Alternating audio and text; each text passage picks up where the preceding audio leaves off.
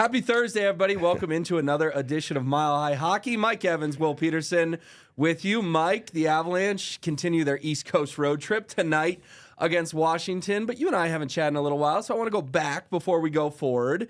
And that was my Friday, Mike. My Friday was an interesting Friday. Went to morning skate at Ball Arena. Got there around 9:45, because I wanted to see Gabe skate, wanted to see Val skate. Gabe Landeskog sticks around for morning skate. Then we go into the locker room, and it's, hey, guys, Val will talk to you after the game tonight against Washington. We were hoping to chat with him then. I get it. I return home, get some work done, return back to Ball Arena, watch the 5-2 loss to the Caps.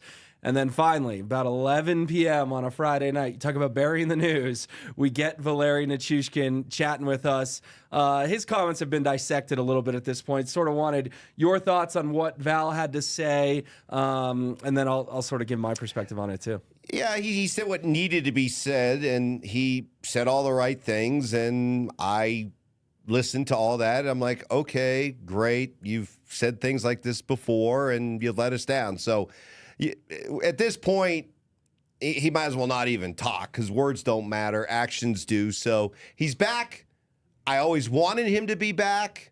I was always ready to take the gamble, roll the dice that you bring him back and you hope it works out, because if he's back and he's right and his head's on straight, you're talking about a top 20 player in the NHL. Yeah. And if for some reason it doesn't work out and he lets us all down again, then that's the final strike, and you're probably out from underneath that contract. So I think it was always a gamble worth taking, a roll of the dice worth making, and now he's back, and now let's hope he keeps his nose clean. Okay. You know what was interesting to me, Mike, is I walked away more impressed with Valeri Nichushkin than I have been in a long time.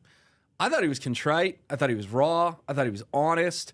Remember, he only talked for like 90 seconds last year in the family sports locker room and didn't want to address the Seattle thing at all. He talked for about 5 minutes, and I'm not saying that's some world record-breaking press conference, but it was 5 minutes of working on my mental health, taking it day by day, and I hope this never happens again. I think he sort of realized this time, and it's a bummer it took him this long to realize it, but Mike, I think he sort of realized this time the severity of everything that's going on. And I think a 6-month suspension will wake someone up pretty quick. He's got millions of dollars on the line. He does. That'll make me contrite. I hope for a happy ending here. I hope that he gets his life together.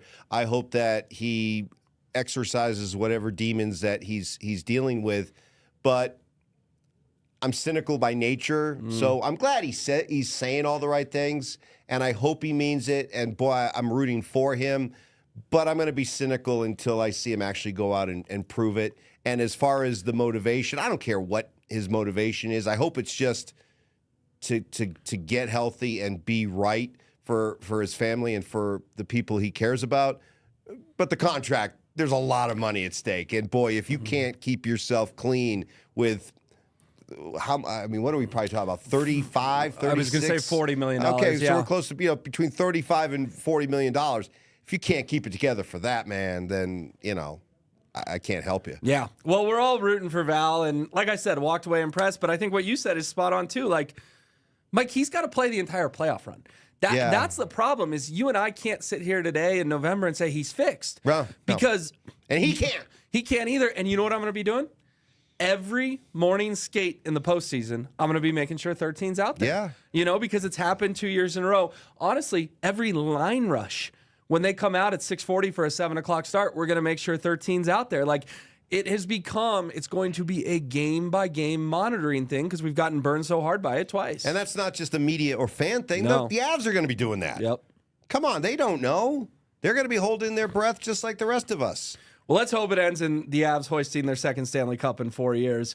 Let's get back to the present now. Again, I had an interesting Friday. But, Mike, I did some research, okay? The Avalanche are in a stretch of 10 of 12 on the road and 13 of 17 on the road. They only play 4 games at Ball Arena between now and Christmas. So it's a key part of the schedule. The NHL hit them with not 1, but 2 massive East Coast road trips over the next calendar month. Sneaky portion of this stretch for the Avs, as we've always sort of said, Christmas would be the measuring stick. Can I tell you, I like it. I think it's a good thing for them right now. I think you're looking at a team that has been so. There's such a disjointed feeling around this team all year long. Who's in the lineup? Who's out? Oh, you got this guy back. Oh, now he's out.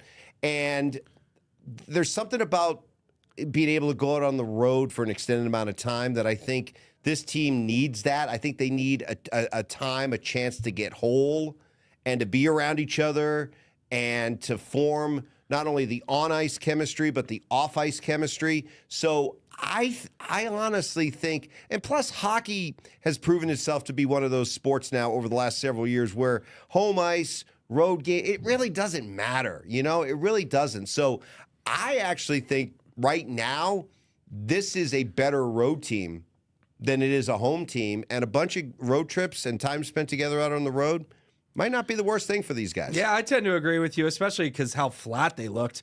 That Capitals game was brutal to get through. I mean, we were all sort of bracing for the locker room because that's why that was the story of the night. But meanwhile, you're watching 3 periods of hockey and you walk away unimpressed. Well, think about this. And I've used this term a few times on this show. The Avalanche are in a position right now where they kind of have to feel like they're treading water until everybody comes back. Well, when you're at home, I think it's harder to tread water, because there are more distractions and it's easier to get distracted from going out and playing hockey. Sure. When you're already in kind of a treading water type mentality, I think you might get distracted more at home.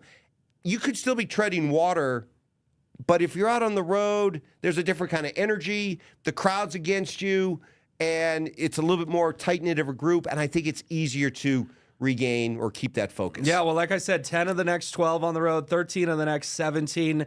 Mike, let's talk about tonight. Looking like Alexandar Georgiev has a shot to play against the Washington Capitals. I love IR in hockey. Like, fans always panic. We always get these texts and these tweets, oh my gosh, so-and-so's on IR. It's the fakest thing. It doesn't matter, guys. It just means they're going to miss a game or two. Bednar had said Georgiev would be on the trip, and then he lands on IR, and everyone panics. He skates yesterday at practice. They're going to see how he feels. 5 o'clock start, so this game's in 4 hours from now. Yeah. But Georgie being back in the pipes, yes, Eustace played well against Philly after playing poorly against Washington, getting yanked. But it would be nice to see Georgie out there tonight against Washington. And honestly, you can't call it a revenge game because it's not like they're rivals, but you just did lay an egg against the Capitals on Friday. Here it is next Thursday, and you get them again, but this time in their barn. Yeah, unless you're playing them in the Stanley Cup Finals. Right. This is the last time you get to see Washington. And it is also one of those things that you don't know how many more times you're going to get a chance to watch Alexander Ovechkin. Yes. Although, who knows? This guy, he's a machine. He's a cyborg. Yeah. He just keeps going.